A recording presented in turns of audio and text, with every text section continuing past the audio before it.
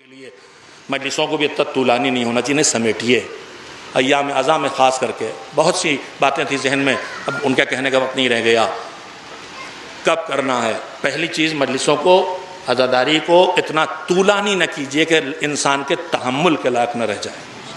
آپ میں یا مجھ میں 2 آدمیوں میں اتنا دم ہے، 4 میں اتنا دم ہے، دونوں ہاتھوں سے 2 گھنٹے میں ماتم کر سکتا ہوں مثال کے طور پر میرا جوان، لیکن سب میں اتنا دم نہیں ہے۔ اسے شرمندہ نہ کیجیے، یہ نہ لگے کہ عزادار نہیں ہاتھ روکے کھڑا ہے۔ میں بہت وقت گزر گیا، میں خط یہ نہیں چھوڑے دیتا ہوں، شرم اپنے کسی عمل سے کسی اور، آپ کہیں شرمندہ کیوں کروں گا؟ سنیے، مزاج معصوم سمجھیے، گھنٹوں نوحے، گھنٹوں ماتم، لمبی لمبی مجلسیں، لمبے لمبے، یہ سب جو ہم کر رہے ہیں، جو اس سے محروم ہو رہے ہیں اس کے ذمہ دار، اور اگر وہ شرمندہ ہو رہے ہیں، لوگ کہہ رہے ہیں دیکھو ماتم سے بھاگ گئے، جلوس سے بھاگ گئے۔ تحمل کی حدوں میں ہر چیز کو رکھیے۔ اگر ہمارے بزرگوں میں زیادہ وقت تھا ان کے پاس، کم مشغولیت تھی ان کے پاس، طاقت زیادہ تھی، بدن میں قوت برداشت زیادہ تھی، دھوپ کی، گرمی کی، کھڑے ہونے کی، چلنے کی، اب ہم سب جنگل کے درخت نہیں رہ گئے، گملے کے پھول ہو گئے۔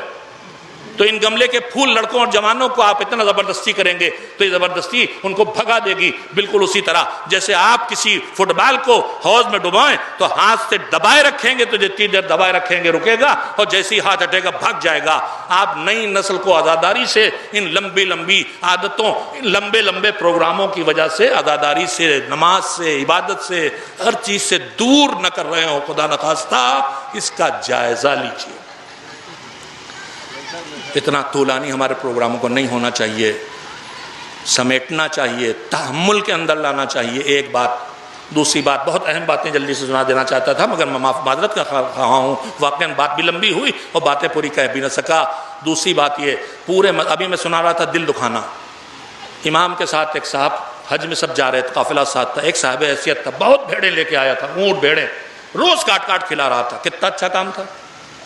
جو حاجی ساتھ آئے ہیں ان کو اونٹ اور بھیڑیں کاٹ کاٹ کھلا رہا، جن کو نصیب نہیں، ثواب ہی ثواب ہے نا۔ مگر امام ایک دن بلایا کہ تم یہ جو کر رہے ہو تم نے کبھی سوچا تم دوسروں کو ذلیل کر رہے ہو؟ اس نے کہا مولا یہ نہ کرو۔ کیوں مولا؟ میں تو نیکی کے لیے کر رہا ہوں، لوگوں کو کھلا رہا ہوں۔ سنیں دین کتنا حساس ہے، اور ہم کو کتنا حساس ہونا چاہیے جو ہم شیعہ ہیں، جو ہم ان کے چاہنے والے ہیں۔ کہ تم نے کبھی سوچا تم روز بھیڑیں بکریاں کاٹ کاٹ کھلا رہے ہو؟ کہ مولا خوشی کے لیے ان کی۔ کہ یہ بھی سوچو اگر ان میں سے جتنے ہیں ان میں تمہارے جیسے صاحب حیثیت نہیں ہیں، تمہیں کھلاتے دیکھ کے ان کا کلیجہ محسوستا ہے کہ میں نہیں کر پا رہا ہوں، ان کو جو یہ دل کو اذیت پہنچ رہی ہے اس سے بچانے کے لیے یہ نہ کرو۔ اللہ کرے کہ آپ تک بات پہنچی ہو۔ میں بہت زبردست تبرک بانٹ سکتا ہوں مگر میرا غریب پڑوسی نہیں حیثیت رکھتا۔ اب میں نے اپنی طاقت سے زیادہ پیسہ لگا کے تبرک بانٹ ڈالا، اس کا دل محسوس رہا ہے کہ میں نہیں کر پا رہا ہوں۔ امام کہتے ہیں یہ نہ کرو کہ تمہاری عمل کی شدت سے کسی کے دل کو تکلیف پہنچے۔ دوسری اور آخری بات کہہ کے بات کو ختم کروں، پورے مذہب کا جائزہ لیجئے تو بتاتا ہے نماز راستے میں نہیں پڑھ سکتے، نماز راستہ روک کے نہیں پڑھ سکتے، نماز کسی دوسرے کے زمین پہ بغیر اجازت نہیں پڑھ سکتے، ہے کہ نہیں ہے؟ یہ روح ہے، مذہب ہے۔ تو پھر خیال کریں ہم کہ ہم جب جلوس نکالیں تو مجلسیں کریں تو راستے بند نہ کریں۔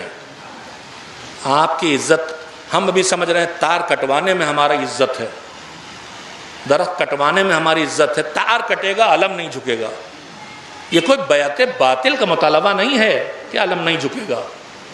تار کٹے گا، محلے بجلی غائب ہوگی، بیمار ہیں بستر پہ ان کو اذیت ہوگی، ان کو کہیں بجلی پنکھا نہیں چلے گا، سب آپ سے بدگمان ہوں گے۔ لہذا خدا کے لیے اکڑ نہیں، جھک کے چلنا سیکھیے، کسی کو اذیت نہیں پہنچائیں گے۔ ہم حسین کا نام لے کے آگے بڑھ رہے ہیں تو حسین اذیت پہنچانے نہیں آئے تھے، انہوں نے پہلے ہی کہہ دیا تھا میں اس لیے نہیں نکلا ہوں، مفسد فی الارض بن کے نہیں نکلا ہوں، جھگڑا کھڑا کرنے نہیں نکلا ہوں۔ لہذا جھگڑے نہ کھڑے ہوں عزاداری میں کہ یہیں سے ضرور گزریں گے اور تمہیں یہ اپنا زینہ توڑنا پڑے گا اور تمہیں یہ چھجا کاٹنا ہے اور میرے باپ دادا سے اس گلی سے نکل رہا یہیں سے گزار کے رہیں گے۔ آپ مذہب کی روح کی حفاظت کیجئے، پتلی گلی ہو، پتلی سڑک ہو، چوڑی سڑک ہو، جلوس ادا کی یہ شان بنائیے کہ آدھا 2/3 جتنا کم سے کم آپ لے سکتے ہیں اتنا راستہ جلوس کے لیے رکھیے، رسیاں باندھ کے اسی سڑک کے ایک حصے کو آنے جانے والوں کے لیے خالی چھوڑیے۔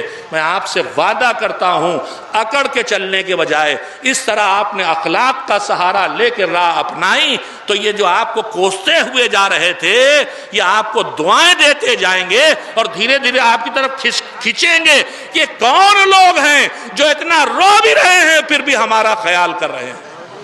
کربلا کا پیغام دینا ہے تو طاقت کے مظاہرے سے نہیں ہوگا، کربلا کا پیغام دینا ہے تو اخلاق کے مظاہرے سے ہوگا۔